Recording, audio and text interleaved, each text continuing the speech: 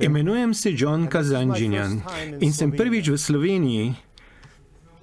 Rad bi, da veste, kako čudovito je biti v vaši deželi.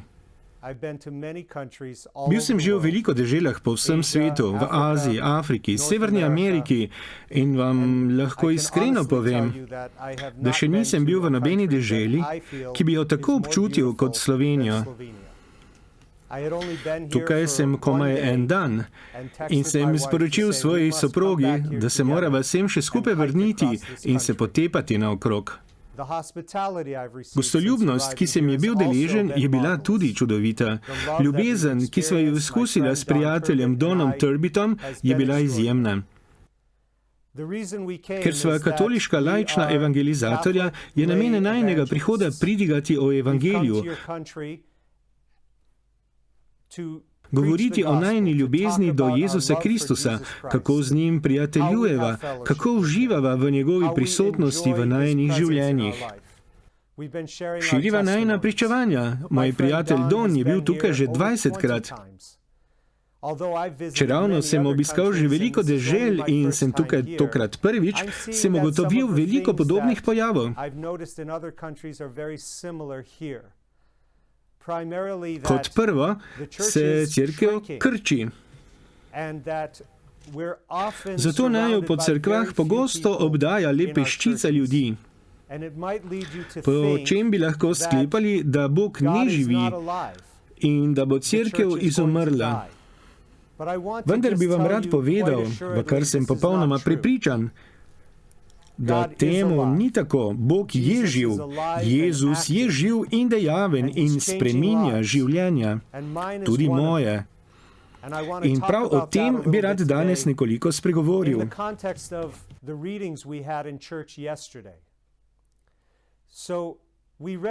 V okviru beril, ki smo jih včeraj brali o cerkvi, točneje iz Janezovega evangelija, ko nas Jezus kliče k ljubezni drug do drugega, tako kot On nas ljubi. Pravi tudi, da ni večje ljubezni, kot je ta, da damo naša življenja svojim bližnjim. Danes lahko slišimo veliko govoriti o ljubezni, saj je del naše kulture in nas obdaja. Srečamo jo v glasbi, na televiziji, ljudje govorijo o njej, razmišljajo o njej. A kako drugače govori Jezus o ljubezni v primerjavi z ostalim svetom? O ljubezni razmišljam kot o delujoči besedi. Kako ljubim, kaj počnem za ljubezen do sočloveka, kako izražam to ljubezen. Kakšne so ovire, da bi ljubil soljudi? In o tem razmišljam kar precej. Saj pridem pogosto v stik z ljudmi, ki govorijo o dogajanju v svojih življenjih in molim z njimi. Pri tem pogosto slišim, da je najpogostejša ovira ta, da je težko ljubiti drugega, če so te prizadeli ljudje, ki bi te morali ljubiti. Če so te prizadeli starši, bratje ali sestre, soproga ali soprog, otroci. Ko nas prizadene nekdo, ki ga spoštujemo, ali pa bi nas moral ljubiti, pomeni to velik izziv.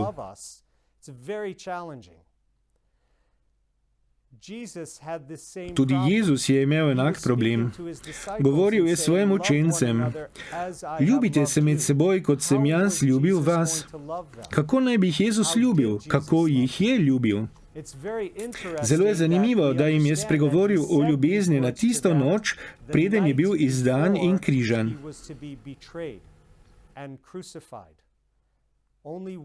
Le eno noč pred tem jim je dejal: glejte me, glejte, kako vas ljubim. In kaj je storil? Šel je na križ in prelil svojo kri. In to je storil, ker jih je želel vzeti seboj v nebesa in je hotel, da postanejo vzor, kako lahko tudi drugi pridejo v nebesa. Skušal jim je pojasniti, da se morajo žrtvovati, da morajo početi stvari, ki jih nočejo. Tako kot je tudi sam moral storiti nekaj, kar ni nujno hotel. Vendar je to storil, ker ga je k temu pozval njegov oče. Kako pa lahko mi to storimo? kako naj ljubimo soljudi, še posebej tiste, ki so nas prizadeli. Premislimo ponovno v Jezusovem kontekstu. To so bili tisti isti učenci, ki so mu sledili 3 leta, med katerimi ga bo eden izdal, spet drugi, ki bo postal njihov vodja in ga je zatajil, zanikal je celo, da ga pozna. Ko so stvari postale resne, mu je zmanjkalo poguma. Jezus jih je pozval, naj naredijo nekaj, za kar je vedel, da trenutno niso v stanju, pa jih je kljub temu pozval. In kaj se je zgodilo? Šel je na križ in molil. In medtem, ko je bil pribit na križ, je zmolil k očetu zelo pomembno molitev.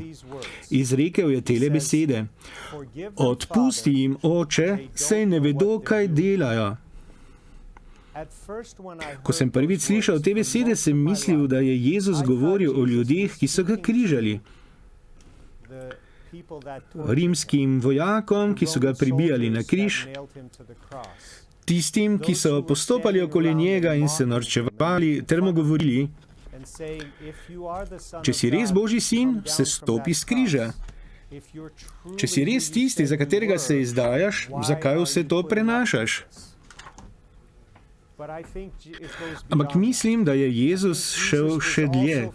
Mislim, da je odpustil tudi svojim učencem, tistim, ki so ga zapustili, tistim, ki so mu tako dolgo sledili, pa so se mu odrekli.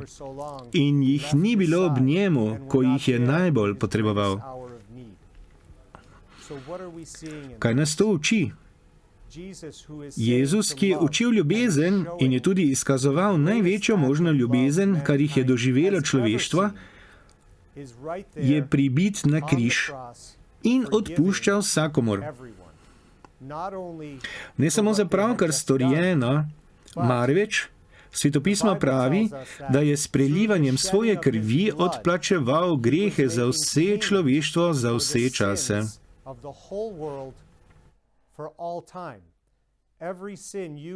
Vsak greh, ki sva ga ti in jaz zagrešila, ali pa ga še bova, je očiščen po Jezusovi krvi, samo če ga prosiva.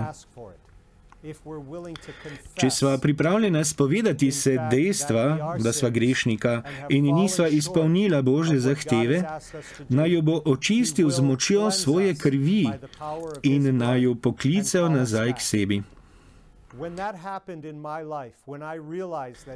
Ko se to zgodi v mojem življenju, ko spoznam, da mi Jezus odpušča grehe, da je zlomil moč greha, ga prosim, naj zame stori še nekaj. Naj mi pošlje svojega svetega duha, ki naj me spremeni in ustvari iz mene človeka, kakršnega si on želi.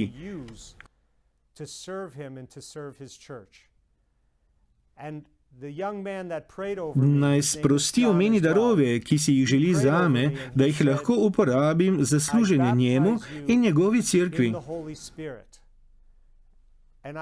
Naslednjega dne, ko sem bil star 19 let, sem se zbudil po sprejetju odločitve in začutil tako silovito hrepenenje, kot še nikoli poprej, da bi bral svoje sveto pismo. Zmeraj sem ga imel poleg postelje, vendar ga nisem nikoli odprl. Tista molitev me je spremenila, tako da do današnjega dne vsak dan prebiram mojo Biblijo. Odraščati v ZDA v čudoviti skupnosti in čudovitem domu s čudovito družino je bilo v nasprotju z željo, da bi stopil v javnost in spregovoril o Bogu.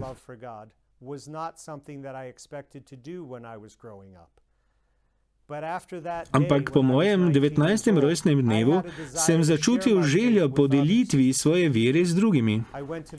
Vpisal sem se na univerzo in pričel tam deliti svojo vero. Diplomiral sem, si našel službo, srečal sem čudovito žensko, se poročil z njo in dobila sva otroke. Imam 5 hčera.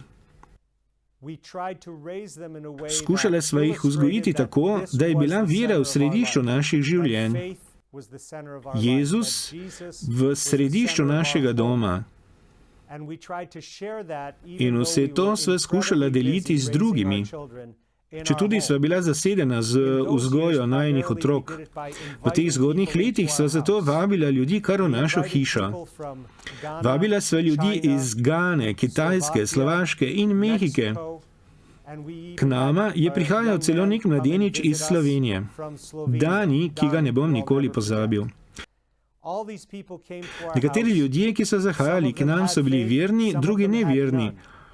Ampak, ko so zapustili naš dom, so oboji zrasli v veri. Kitajska študentka, ki je živela pri nas, je študirala na univerzi in ni verovala. Preden nas je zapustila, se je dala krstiti. Tako sva delila svojo vero s pomočjo naše družine, z našim skupnim življenjem. Z vsakdanjim življenjem molilcev, bralcev Svetega pisma, vedoč, da je Bog živ in dejaven. Ko sem postal starejši, so me moji prijatelji povabili, naj z njimi obiščem tudi druge kraje. Glavna dežela, ki sem jo obiskoval, je bila Turčija. Za Armenca, kot sem jaz, je to pomenilo velik izziv. Ne vem, če vam je znana usoda Armencev v Turčiji, ampak ni bila lepa. Pred 100 leti so zaradi težav, ki so tam nastale, pobili nekaj 100 000, verjetno kar milijon pripadnikov mojega naroda.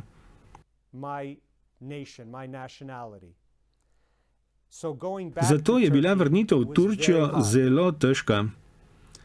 Vendar, ko sem prispel tja in pričel deliti svojo vero in pričevanja, so se ljudje odzvali. In ko sem molil nad njimi, da bi prejeli Boga, jih je pričel blagoslavljati in začutil sem klic, naj se vrnem tja nazaj. Pravi izziv zame je bil, da so jeza in težave, s katerimi sem odraščal ob poznavanju zgodovine mojega ljudstva, vedoč, kako so nas preganjali, predstavljali velik notranji boj. Spoznal sem, da sta me napolnjevali jeza in sovraštvo ter želja po maščevanju. Sovražil sem Turke, tudi tiste, ki me sploh niso prizadeli. Šlo je za neke vrste rasizma. In v tem notranjem boju sem spoznal, kaj je Jezus hotel naj storim. Hotel je, naj odpustim Turkom, kar pa mi ravno ni bilo pri srcu, ker sem bil tako zagrenjen in jezen. Jezusova zahteva po odpuščanju se ni zakorenila v mojem srcu. Prišel sem domov in povedal svojo zgodbo nekaterim prijateljem, ki so me povabili k branju knjige in na seminar z naslovom Nevezano. Ob branju te knjige sem se naučil nekaj o 5 ključih. Prvi se glasi obžalovanje in vera. To pomeni, da Bogu povem, da obžalujem svoje grehe in verujem vanj. To sem že storil in to nameravam početi vse svoje življenje. To zame torej ni bilo nič novega. Drugi ključ se je glasil, naj odpuščamo in to storimo glasno in v Jezusovem imenu. V svojih molitvah sem dejal Bogu, v Jezusovem imenu jim odpuščam. Dejal sem mu, da odpuščam Turkom za vse, kar so storili Armencem leta 1915. Osvobajam jih v Jezusovem imenu. V Jezusovem imenu jim odpuščam, da ne morem več živeti v Turčiji. V Jezusovem imenu jim odpuščam vse, kar so storili moji družini. Da bi odpuščanje udejanjil in izrazil, sem odšel v Turčijo in vse konkretiziral tako, da sem Turke vzljubil, jih obiskoval, užival v njihovi družbi, izražal sem jim svoja čustva. Tako sem udejanil odpuščanje. To, da sem se izrazil z besedami in storil nekaj konkretnega, je omogočilo odpuščanju pognati korenine v mojem srcu, kjer sem jih zalival z Božjo ljubeznijo in dopustil, da se razrastejo. Kot posledica se je zgodilo nekaj povsem nepričakovanega. Predtem me je bilo celo strah potovati v kraje, kot je Turčija. Sedaj pa sem se osvobodil tega strahu. V Turčijo sem potoval vse pogosteje in šel tja, mislim, da 40-krat. Potem sem začel obiskovati kraje v Afriki, kamor prej nikoli ne bi šel. Lani sem odpotoval v Indijo. Ponavljam, da sam nikoli ne bi obiskoval teh krajev in širil svojo vero, ampak me je Bog osvobodil od tega strahu in kot posledica sem lahko potoval po številnih krajih po svetu, kamor prej ne bi niti v sanjah. Tretji ključ je odpovedovati se, kar lahko storimo s preprosto molitvijo. V Jezusovem imenu se odpovedujem. Čemu pa naj se odpovem? Odpovedati se moram stvarem, ki so mi sovražne in mi preprečujejo, da bi služil Bogu in ga ljubil soljudi in bil v stanju odpuščati. No, kako se pa to sliši? V Jezusovem imenu se odpovedujem duhu zamere. V Jezusovem imenu se odpovedujem duhu strahu, še posebej strahu potovanja v Turčijo. V Jezusovem imenu se odpovedujem zmoti, da bom utrpel poškodbe ali bil ubit, če bom odšel v Turčijo. To lahko storite, saj posedujete moč, ker to počnete v Jezusovem imenu. In ko to počnete v Jezusovem imenu, počnete v imenu, ki je nad vsemi imeni, kakor pravi Sveto pismo. Ponovno, kot posledica, prihaja še več svobode in lahko odkrivam še več tako imenovanih sovražnikov v svojem življenju. Četrti ključ je preprosta molitev, ki vse podstavlja pod Jezusovo avtoriteto in gre takole. V Jezusovem imenu prevzemam oblast čez vse sovražne duhove, ki sem jih imenoval prej, in jim ukazujem, naj me pri priči zapustijo. Vsem vam duhovom ukazujem, da me ta trenutek zapustite v Jezusovem imenu. Ko to storite, si oddahnite, zaprite oči in si odpočite. Usmerite svoje srce k Bogu. Zavedajte se tega, kar vam govori, kar vam želi sporočiti. Bivajte nekaj trenutkov v tišini, nato pa se zahvalite Bogu. Povejte, kako zelo ste mu hvaležni, da deluje v vašem življenju. Končno je tukaj še peti ključ, s katerim prosimo Boga Očeta za njegov blagoslov. Naš nebeški Oče, prosim, blagoslovi me, pomagaj mi razumeti, kakšnega si me ustvaril. Rad bi spoznal svojo pravo osebnost, rad bi spoznal svoj pravi smisel. Zaradi česa si me ustvaril? Oče, razodeni se mi tako, da ti bom lahko služil vse življenje. Te molitve so mi resnično pomagale rasti v veri do tiste točke, ko sem lahko pričel širiti sporočilo o svoji veri in darovih teh ključev v številnih deželah po vsem svetu.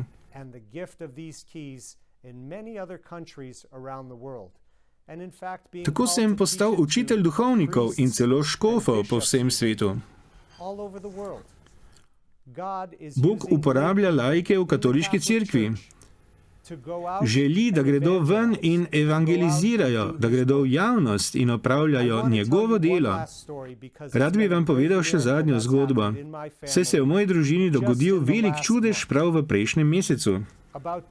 Pred približno 2 letoma so moji sestrični, ki mi je zelo blizu in jo imam za nečakinjo, saj mi je bil njen oče kot brat, diagnosticirali raka na prsih z oznako 3x negativno. Gre za težko zdravljivo obliko raka in le malo kemoterapij je uspešnih.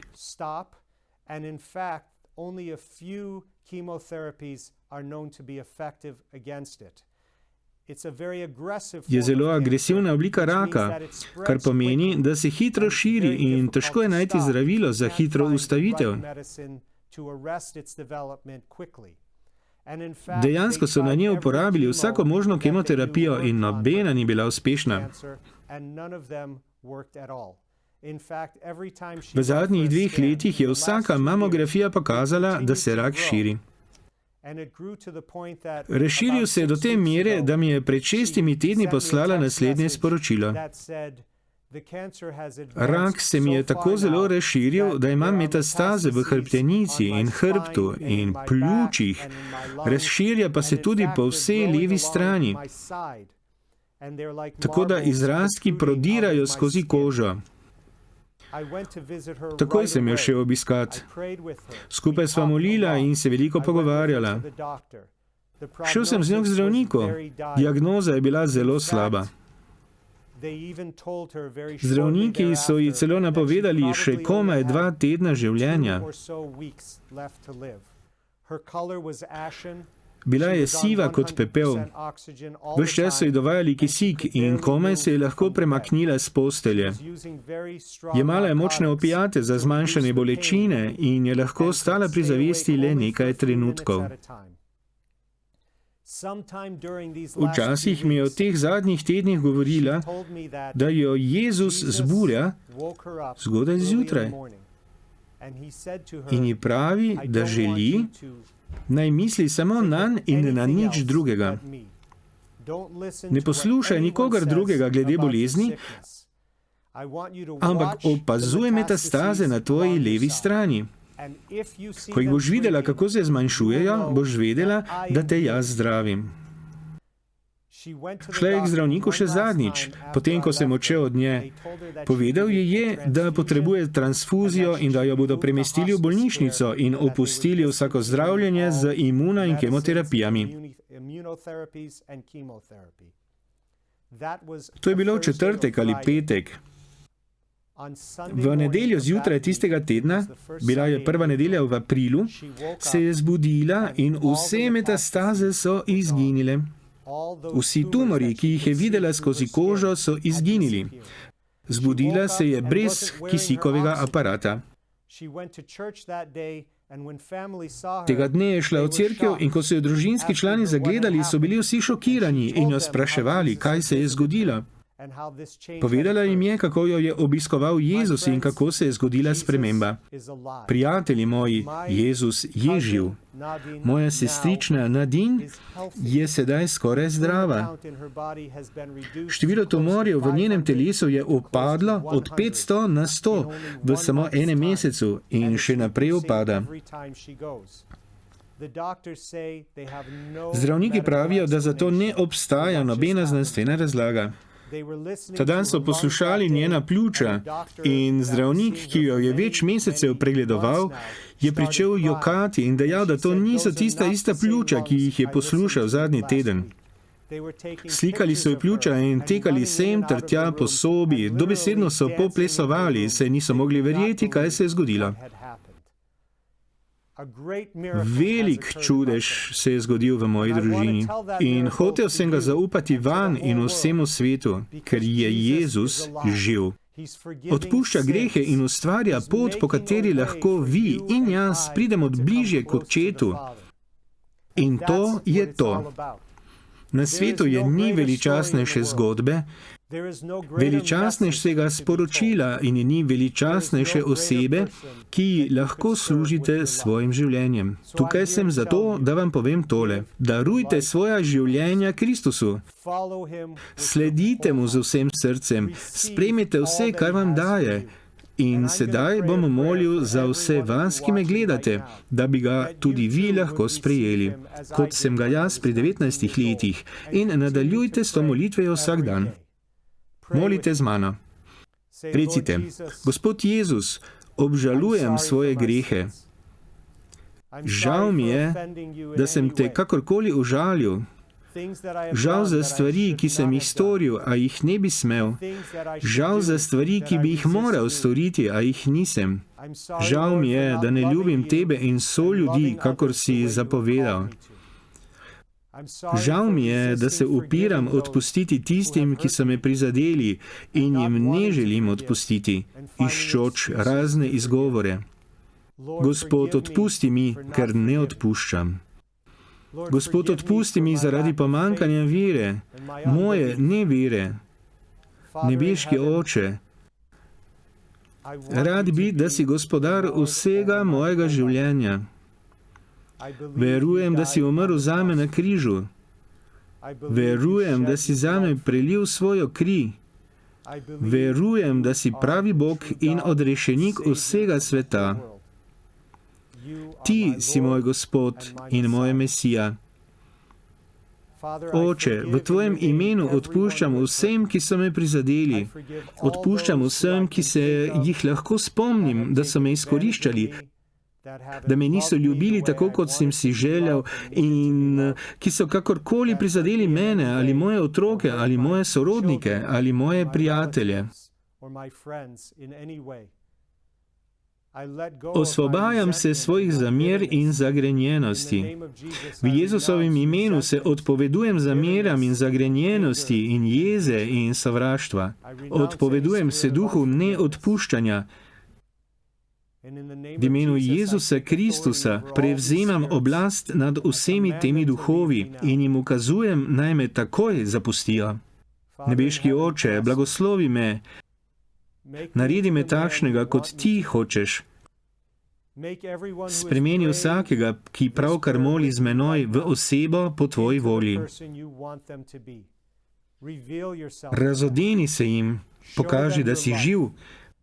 Pritegni jih k sebi, izlij Svetega Duha nadnje, obdari jih z mnogimi darovi za izgradnjo tvoje cerkve.